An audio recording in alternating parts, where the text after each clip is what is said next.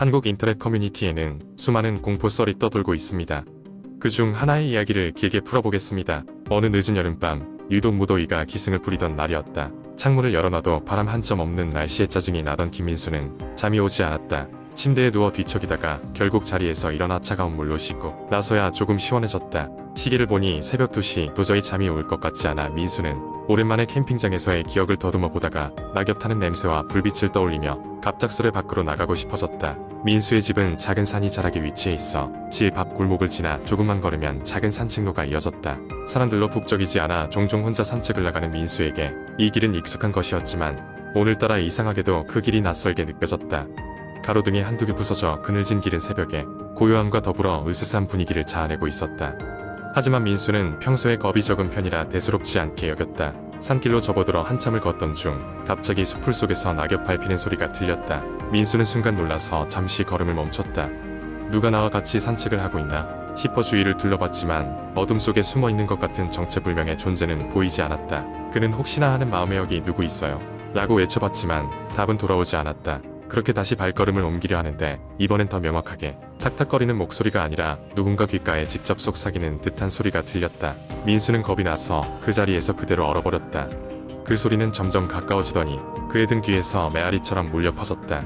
민수야, 왜 이제야 왔니? 민수는 깜짝 놀라며 뒤를 돌아보았으나 아무것도 보이지 않았다. 갑자기 온몸에 소름이 돋고 머리끝까지 쭈뼛섰다. 그는 사력을 다해 달리기 시작했고 집 방향으로 뛰쳐나갔다. 숨이 턱끝까지 차오르고 땀이 입이 오듯 쏟아졌지만 멈추지 않고 달렸다. 결국 집에 도착해 문을 걸어 잠그고 난 후에야 숨을 돌릴 수 있었다. 하지만 그의 머릿속에는 계속해서 새하얀 원피스를 입은 여자의 모습이 떠올랐다.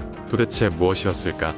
침대에 누워 아무리 생각해봐도 갈피를 잡을 수 없었다. 그 여자의 이미지는 오랫동안 그의 기억 속에 남아 그를 괴롭혔다. 몇 주가 지나고 민수는 그날의 사건을 잊으려 노력했다. 하지만 어느 날 밤 꿈속에서 그 여자가 다시 나타났다. 그녀는 슬픈 눈빛으로 민수를 바라보며 말했다. 너는 기억해야 해. 우리 약속을. 민수는 꿈에서 깨어나고 나서야 그것이 어릴 적 주술적인 놀이 속에서 언급했던 산속에 살던 친구와의 약속이라는 것을 떠올렸다. 기억의 저편에 잠들어 있던 그 친구는 공포스럽지 않은 어린 시절의 동심 가득한 존재였다. 하지만 그는 성인이 되면서 그 기억을 잊고 말았다. 민수는 마음을 진정시키고 다시 그 산으로 돌아가 음으로 그녀와의 약속을 되새겼다. 알 수 없는 안도감이 밀려왔고 더 이상 그 여자는 악몽 속에 그에게 나타나지 않았다. 이 이야기는 다소 과장되었을지 모른다. 하지만 많은 사람들에게 경각심을 일깨워주며 가끔씩 우리가 잊고 사는 과거의 기억들이 어떤 방법으로든 우리를 찾아올 수 있다는 것을 상기시켜준다. 어쩌면 그 기억들을 잘 간직하는 것이 우리에게 주어진 몫인지 모른다. 두 번째 이야기. 어느 날 밤 내가 자주 방문하던 온라인 커뮤니티에서 흥미로운 글을 발견했다. 제목은 호기심으로 누르면 안 될 버튼을 누른 이야기였다. 평소 공포썰에 관심이 많았던 나는 얼른 글을 읽기 시작했다. 글쓴이는 어느 늦은 밤 친구들과의 약속에서 돌아와 피곤한 몸으로 집에 도착했다고 했다. 외출 후 나른한 기분을 달래려 컴퓨터 앞에 앉아 평소처럼 인터넷 서핑을 시작했다. 그러다 우연히 호기심의 방이라는 이름의 사이트를 발견했다고 했다. 주소가 복잡하고 단순한 디자인의 사이트는 딱 보기에도 평범치 않았다고 한다. 사이트엔 단 하나의 버튼만이 있었다. 그 옆에는 호기심이 고양이를 죽인다 는 경고문이 적혀 있었다. 처음엔 장난스러운 경고라고 여기며 무시했지만 인터넷의 다른 구석으로 이동하더라도 계속해서 그 사이트의 기억이 마음속에서 지워지지 않았다고 했다. 글쓴이는 결국 자신의 호기심을 이기지 못하고 사이트로 다시 돌아가 호기심의 방 버튼을 눌렀다. 순간 화면은 일그러지며 검은 화면이 나타났고 깜박이는 커서만이 보였다. 어이없다는 생각으로 마우스를 움직이려 했지만 커서는 마치 화면에 고정된 듯 꼼짝하지 않았다. 그러다 갑자기 익숙한 방의 영상이 화면에 나타났다. 그 방은 바로 글쓴이의 방이었다. 실시간으로 자신의 방을 타인이 보고 있다는 생각에 숨이 막힐 듯한 공포감이 엄습했다고 했다. 긴장 속에서 컴퓨터를 강제로 종료하려 했지만 컴퓨터는 무슨 이유에서인지 작동하지 않았고 화면 속 영상은 더더욱 선명해졌다. 그 순간 자신의 방 안에 아무도 없음을 확인한 글쓴이는 안도했지만 동시에 의문이 들었다. 그러다 갑자기 글쓴이의 방 문이 조금씩 열리고 미세하게 흔들리는 커튼 사이로 누군가의 형상이 보이기 시작했다. 화면 속 모습은 점점 더 자세해졌고 그때 글쓴이는 자신의 몸이 마치 마비된 것처럼 움직일 수 없음을 느꼈다고 한다. 불길한 예감에 빠져 가슴이 쿵쾅거렸지만 이미 후회하기엔 너무 늦은 상황이었다. 그 형상은 이제 방의 한가운데에 서 있었고 마치 기다렸다는 듯이 고개를 돌려 글쓴이를 응시했다. 그때부터 기억이 흐릿해졌다고 했다. 눈을 뜨고 보니 다음날 아침이었고 컴퓨터는 전날과 다름없이 멀쩡히 작동되고 있었다. 자신이 꾼 꿈이라 여기고 싶었지만 방금 전의 공포스러운 경험은 현실과 다름없었다고 한다. 글쓴이는 이 일을 누구에게도 말하지 않았고 그 후로도 큰 문제는 일어나지 않았다. 하지만 가끔씩 한밤중에 방 안이 싸늘해지는 느낌과 함께 등 뒤에서 누군가가 자신을 지켜보고 있는 듯한 느낌이 들어 한동안 잠을 설치곤 했다고 한다. 그 글을 읽고 나니 나도 모르게 몸이 오싹해졌다. 그저 실화라고 하기엔 너무 생생하고 디테일한 이야기였다. 하지만 그저 이야기일 뿐이라며 스스로를 안심시켰다. 그럼에도 불구하고 나 역시도 인터넷 서핑을 하다가 호기심의 방이라는 사이트를 마주치게 될까 두려워졌다. 그날 밤 이후로 인터넷 서핑을 할 때마다 나는 눈에 보이지 않는 누군가가 내 움직임을 지켜보고 있을지도 모른다는 두려움에 사로잡히곤 했다. 세 번째 이야기. 한국 인터넷 커뮤니티에는 다양한 공포 이야기가 공유되곤 하는데 그 중 하나를 길게 풀어보겠습니다. 이 이야기는 픽션이며 오로지 재미를 위한 것입니다. 어느 작은 도시의 외곽에 위치한 오래된 저택이 있었다. 이 저택은 몇십 년간 비어 있었고 지역 주민들 사이에서는 귀신 들린 집으로 불리며 두려움의 대상이 되었다. 진심으로 이 집에 들어가 보려는 사람은 거의 없었다. 그러던 어느 날 대학교에서 괴담 연구 동아리를 운영하던 3명의 학생민 중 서연 그리고 지훈은 이 오래된 저택의 이야기를 듣게 되었다. 그들은 그동안 많은 괴담을 조사했지만 직접 현장에 가보는 것은 이번이 처음이었다. 조사 자료와 카메라 장비를 챙긴 그들은 토요일 저녁이 되자 저택을 방문하기로 결정했다. 저택에 도착하자마자 그들은 오래된 나무 문이 삐걱이며 열리는 소리를 들었다. 입구 근처에서 벌써부터 싸늘한 한기가 느껴졌고 주변에는 기괴한 정적이 흐르고 있었다. 주변을 둘러보던 그들은 벽에 걸린 낡은 초상화를 발견했다.